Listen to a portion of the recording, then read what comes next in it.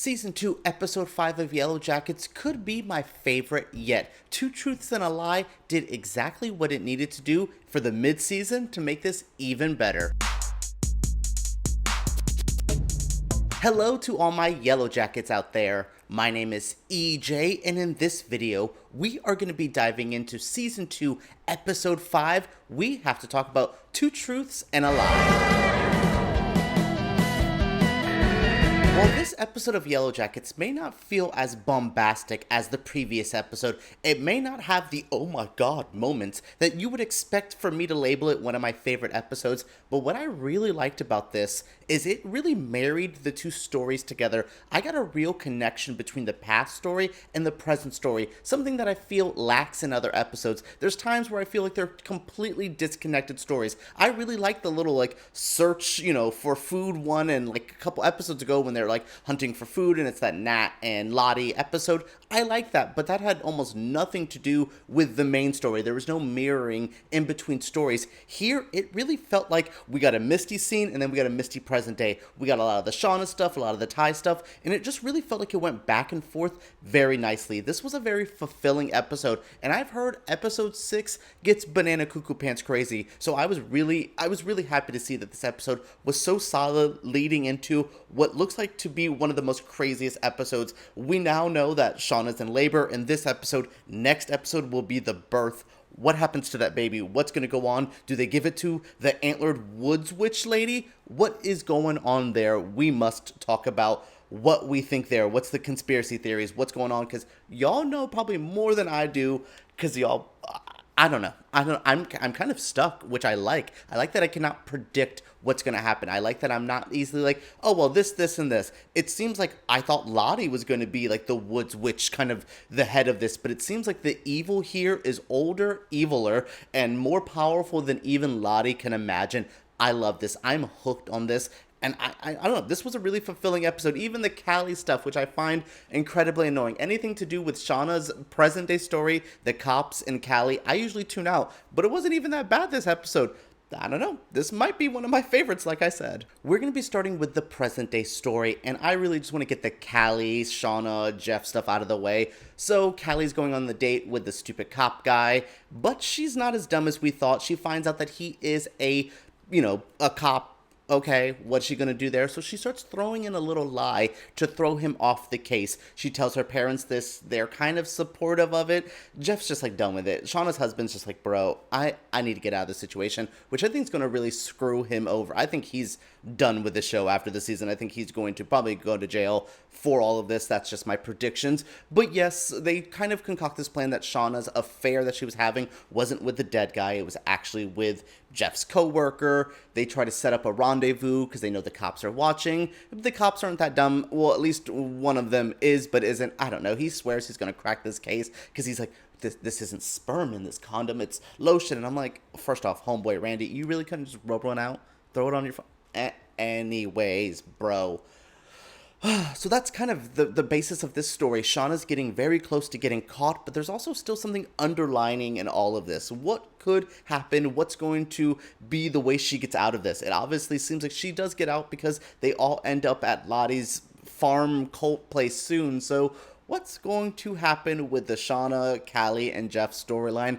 I'm glad it's at this point where I find it less annoying, but there's still not enough there for me to be really excited about it. There was also a lot with Walter and Misty. Walter's the Elijah Wood character, and I like their stuff this episode. Walter's definitely going to show back up eventually, but he kind of does disappear after he kind of tries to connect with Misty more. Hey, this is two truths and a lie, so he tells a bunch of truths. He's trying to get more out of her. He definitely knows about the Adam. I believe that's the dead dude's. He knows more about the murder than she knows that he knows. It gets a little bit confusing. But yeah, I like that he's trying to poke. They try to go to the cult. They find it. It doesn't work. So he's just like, hey, move on, blah, blah, blah. And she's like, no. And he's just like, so then you murdered somebody. And I'm just like, bro, you went too quick, blaming her for Adam's death, blah, blah, blah. He leaves. She decides Misty's going to show up at the cult, see what can happen. Can they help her?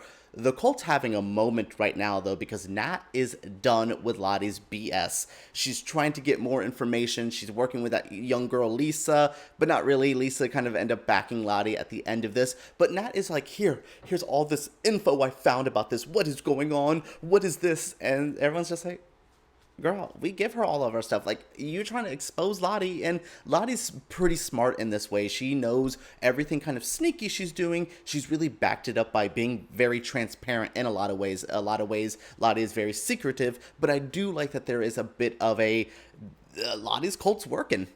I don't know, these people do seem genuinely happy, but they are being run by a deranged person, so who the hell knows? There is a weird moment at the very end of this episode, which has one of my favorite little scenes. Lottie and Nat do a bit of a hypnosis scene.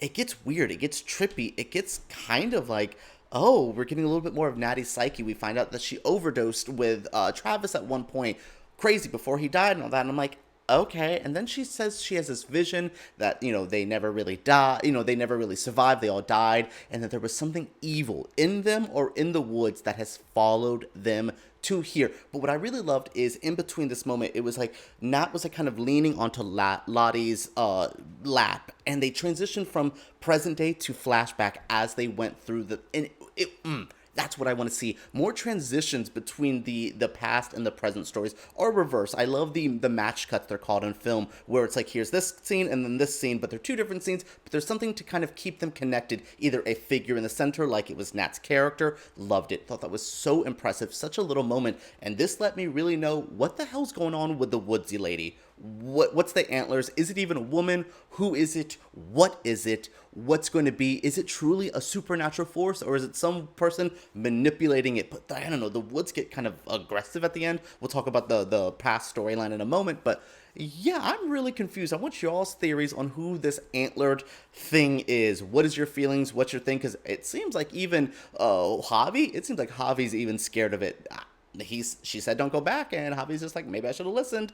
We'll get to that stuff in a moment. We have one more people to wrap up in the present day. One of my favorite moments of this, Lauren Ambrose is now officially on Yellowjackets. She was great as adult Van. Ty is showing up at her place. Honestly, Van has a life. She lives by herself. She kind of does her own thing. And she, plays with videotapes all day. She does the digitizing of old footage or sells VHSs to hipsters who don't know anything. She gives people lessons on queer cinema. Great. Van, before Ty got in here, Van seems to be living the life. But Ty comes back into her life, and it's just like these two are connecting. They're trying to figure out more. Ty tells her everything that's happening. Van's just like, yo, what the hell? I don't know. I like this moment. I like these two actresses a lot. Sometimes I feel like Jasmin Savoy Brown and the actress who plays older Ty don't really connect, but this one I really felt the connection between the two. They feel like the same person for once for me. I don't know. I was really, really into the Van stuff. Van's character is great. They're going to show up at Lottie's farm soon, and what the hell is going to happen there? That's going to be great. I love when everyone's going to converge there and we get all of these great characters in their adult form. I know there's going to be some really cool flashback where we see all the girls too. I can't wait. I think that's going to be great. And this was a really good setup with the Lottie or the Van and Ty stuff, because I really think they're going to be a bigger crucial part, because it seems like they're playing a crucial part in the past story. We are in the flashback segment, and oh my god, Shauna is super preggers. She is not dealing well with, it must be hard, but also at the same time, the cult is starting to get really obsessed with the baby. Lottie's getting real baby crazy, we're gonna protect him, we love him, blah blah blah. They start doing this weird chant about him, and Shauna's like, yo, that's my baby. Please shut the hell up.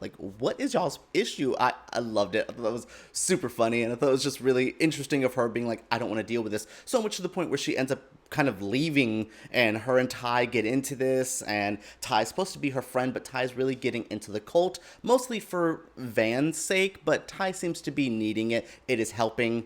Maybe, who knows? But yes, they decide to go in the woods. Shauna is starting to get into real crazy labor, and the woods start fighting back, and I'm like, ooh, the storm picked up once Shauna started talking trash about Lottie and the cult. What is going on there? That was just a really funny, not funny, but a really compelling moment. It really made me go, oh, maybe the woods are alive. Like, I love that the woods are a figure. I said it a couple reviews ago, but the woods are starting to be a character, and it's starting to freak me the hell out. A lot of the stuff in the past storyline was just kind of filling in little details. We got some more of Javi and Travis. Javi's not speaking really. Travis is just like, bro, what the hell happened?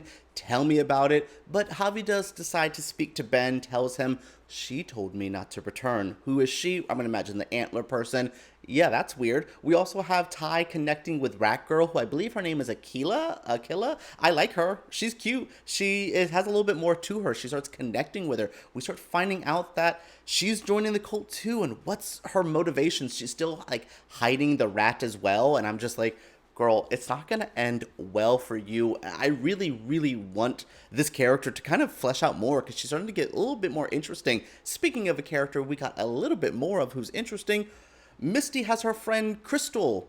They go out, start telling each other all the truths and all this, and Misty decides to tell her, I'm the reason we're still stuck out here. I got rid of the emergency transmitter, and I'm like, oh boy. And then that girl starts freaking out at Misty, which rightfully so. You are the reason we're still stuck here. They're trying to be Kiki and friends, but that's over the line.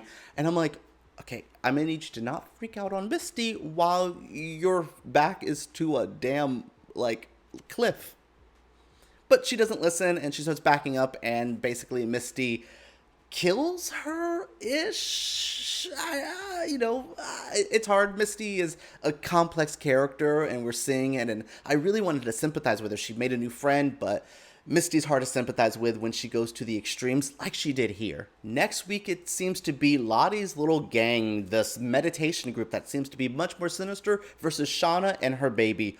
What is going to happen? What is the major stuff there? They really built in some good stuff here, but I'm very curious. But that is it for the end of my episode, my review, all of this. What do you guys feel? What did you think of this episode? What are your feelings for the next one? What's going to happen with the baby? Are they going to eat it? Is it going to be the cult leader? Who the hell knows? But what are your feelings? Share in the comments down below. Thumbs up and make sure you subscribe. All right, let's talk about Yellowjackets down below.